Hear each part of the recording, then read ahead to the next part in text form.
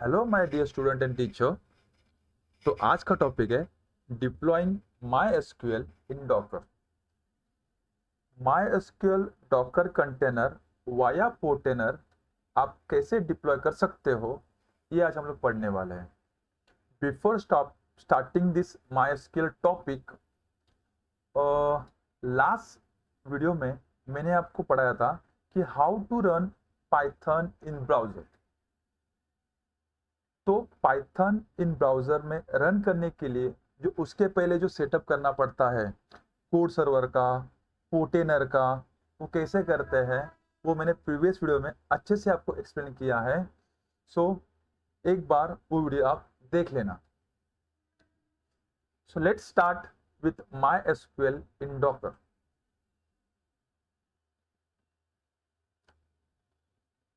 To setup my SQL container, यहाँ पर आपको 3 स्टेप फॉलो करना पड़ेगा।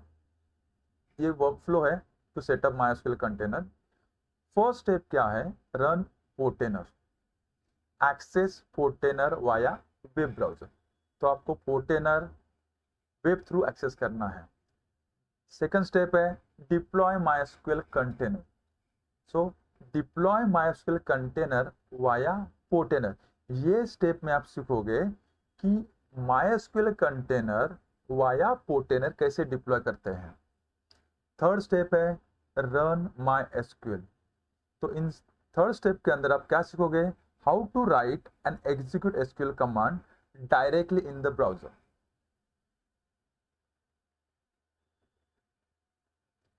चलो, step 1, run a पोर्टेनर।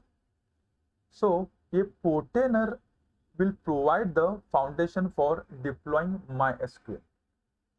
My SQL deploy करने के लिए ये पोर्टेनर आपको एक फाउंडेशन प्रोवाइड करता है।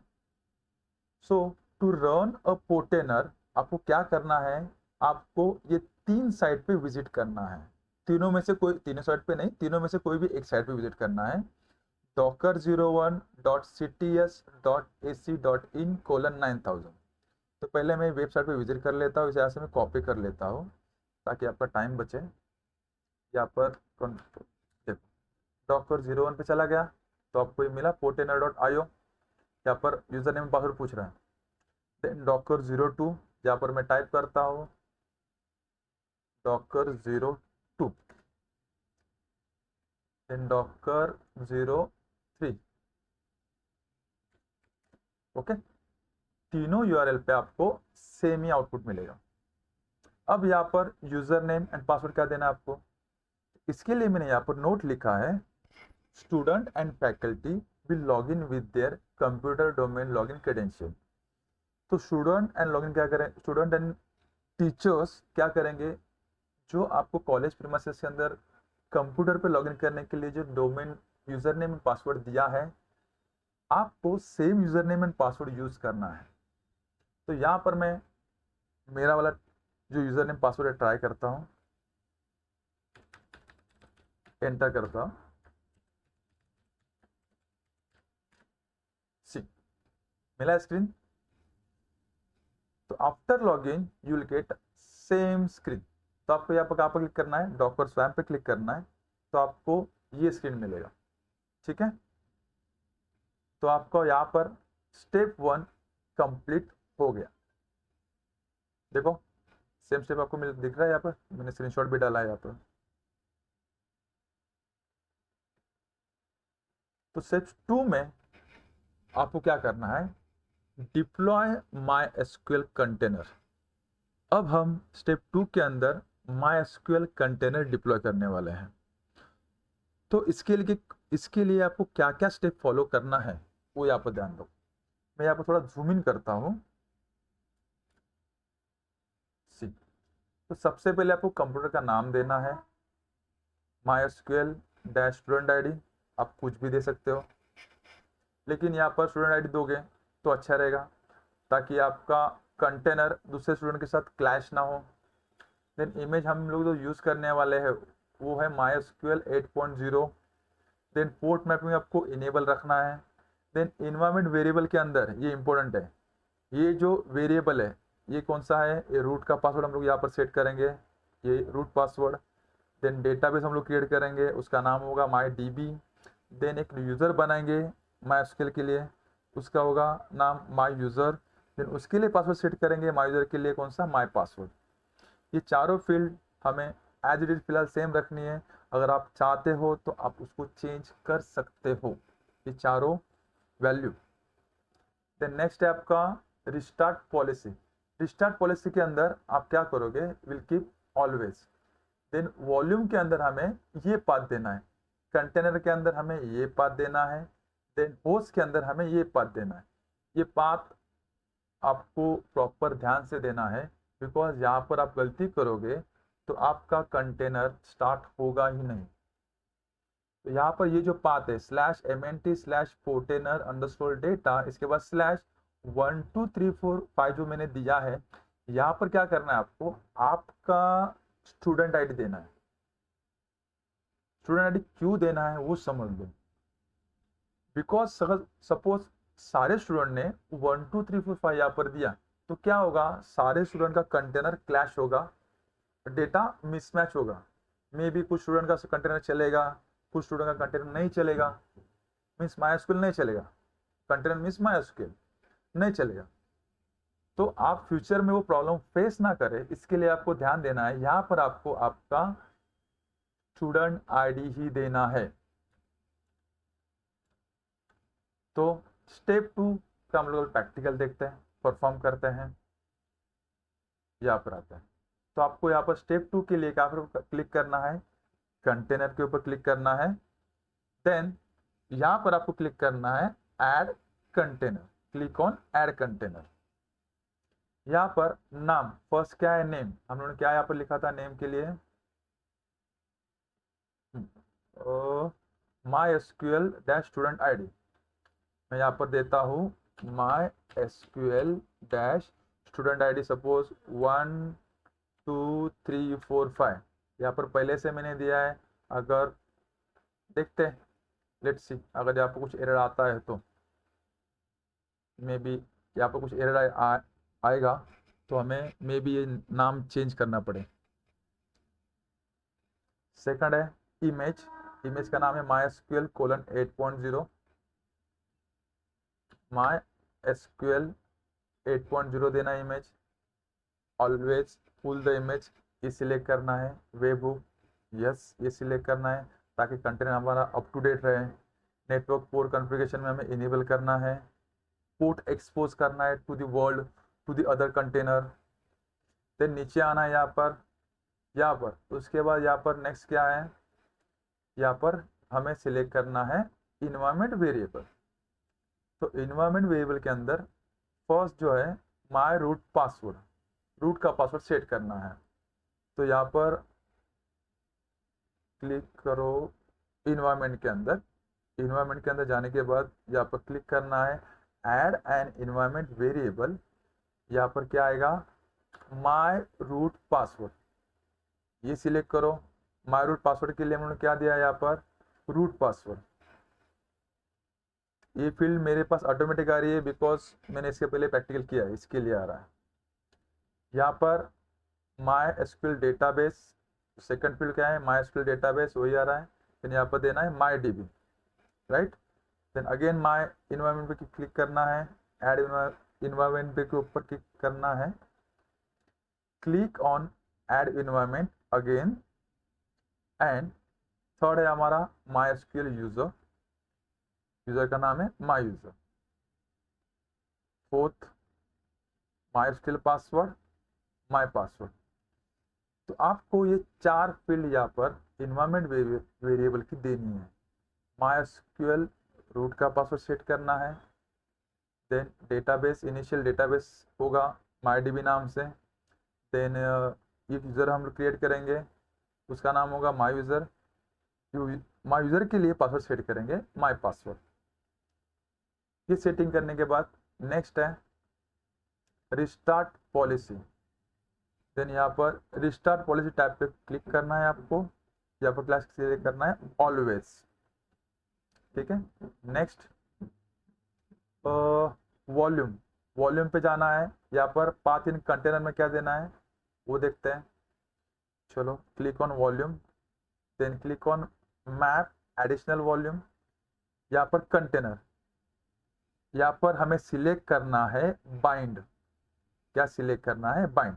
बाइंड पे सिलेक्ट करने के बाद यहाँ पर पाथ देना है /var/leap/mysql। देन होस्ट के अंदर क्या पाथ देना है? mnt portainer 1 2 3 4 5। यहाँ पर सिलेक्ट करना है portainer स्लैश, यहाँ पर देना है स्लैश करके 1 2 3 4 5। इसको एक बार जूम करके दिखाता हूँ आपको, देख लो। Okay, again I am telling you, यहाँ पर ध्यान देना, आपको बाइंड के ऊपर क्लिक करना है, बाइंड के ऊपर। देन अपने वॉल्यूम का सेटिंग कर लिया, इन्वायरमेंट का सेटिंग कर लिया, रिस्टार्ट पॉलिसी का सेट कर लिया। एक बार आपका सेटिंग वेरीफाई कर लो, नेम राइट है क्या नहीं, इमेज राइट है क्या नहीं, ये सारे 3 ऑप्शन इनेबल है क्या नहीं। देन यहाँ पर आपका वॉल्यूम आपने बाइंड सिलेक्ट किया है क्या नहीं, पाथ राइट है क्या नहीं, ये इन्वायरमेंट वेरिएबल सारे ये कैपिटल में होने चाहिए, लेफ्ट हैंड साइड ये राइट है क्या नहीं, ये चारों value field you can change it. Restart policy में आपको सिलेक्ट करना है always. Then after verifying your entire setting, आपको क्लिक करना है डिप्लॉय द कंटेनर। जैसे आप लोग डिप्लॉय करोगे तो आपका MySQL -1 2 3 4 5 नाम से आपका MySQL का कंटेनर डिप्लॉय हो जाएगा। यहाँ पर आपका स्टेप 2 कंप्लीट हो गया। स्टेप 2 कंप्लीट हो गया। यहाँ पर now go for step 3। Step 3 में क्या करना है हमें? Run and execute MySQL command. ठीक है, लेट्स स्टार्ट। तो रन करने के लिए, MySQL का कमांड रन करने के लिए आप क्या करोगे? यहाँ पर ध्यान दो, यहाँ पर दिख रहा है एक्शन, क्विक एक्शन, ये जो दिख रहा है इसको एक बार जूम कर लेता हूं मैं। देखो यहाँ पर 4th आइकॉन दिख रहा है, 1 2 3 एंड 4।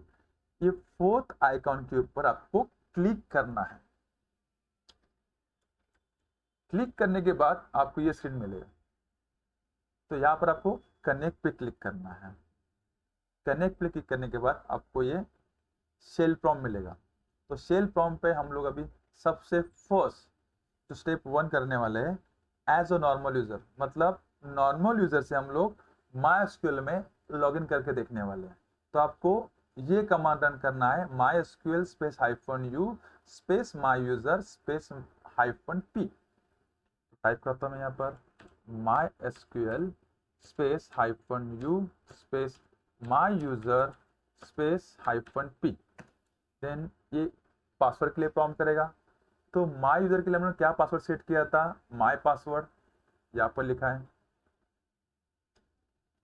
My password. हो गया login.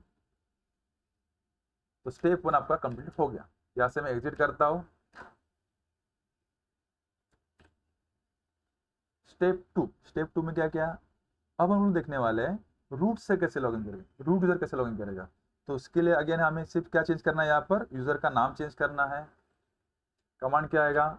MySQL -u root -p। Enter. Root का पासवर्ड हम लोगों ने क्या सेट किया था जब हम लोगों ने कंटेनर क्रिएट किया था? Root password.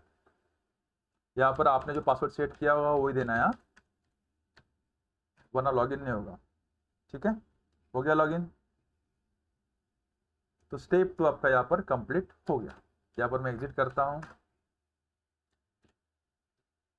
Now step 3। Step 3 में क्या करेंगे हम लोग? Show all database. ठीक है, तो मैं क्या करता हूँ, यहाँ पर फिर से रूट यूजर से लॉगिन करता हूँ। MySQL -u root -p। Enter. उसका पासवर्ड क्या है? Root password. पासवर्ड आपको यहाँ पर विजिबल नहीं होगा, तो आपको सिर्फ पासवर्ड टाइप करना है, एंटर मारना है, करेक्ट स्पेलिंग टाइप करना। लॉगिन हो गया। स्टेप 3 हमें परफॉर्म करना है, डेटाबेस देखना है। तो उसके लिए कमांड क्या टाइप करोगे? Show databases. यहाँ पर टाइप करना है शो डेटाबेसेस, देन सेमीकोलन। ठीक है, एंटर। तो आपको जितने भी डेटाबेस है आपके MySQL के अंदर वो सारे डेटाबेस यहाँ पर डिस्प्ले करेगा। वाइल क्रिएटिंग कंटेनर हम लोगों ने डेटाबेस बनाया था, उसका नाम क्या था, MyDB। तो यहाँ पर दिख रहा है, मतलब हमारा कंटेनर राइट बना है, प्रॉपरली बना है, राइट ना। सो उसके बाद नेक्स्ट स्टेप क्या है, इसके बाद नेक्स्ट स्टेप क्या है वो एक बार देख लो। Use step 4, use your database.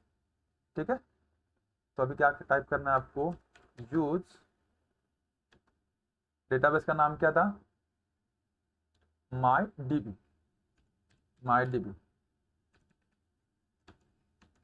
Use space MyDB। Database change हो गया। नाउ स्टेप 5 करना है, शो टेबल्स।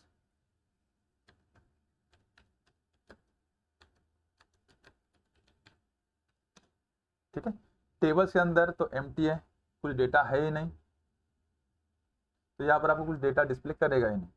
तो हम लोगों ने क्या किया, अब 4-5 स्टेप कंप्लीट किया हम लोगों ने। 5 स्टेप, पहले क्या किया, एक नॉर्मल यूजर से ट्राई किया लॉगिन करने के लिए, सक्सेसफुल हो गया।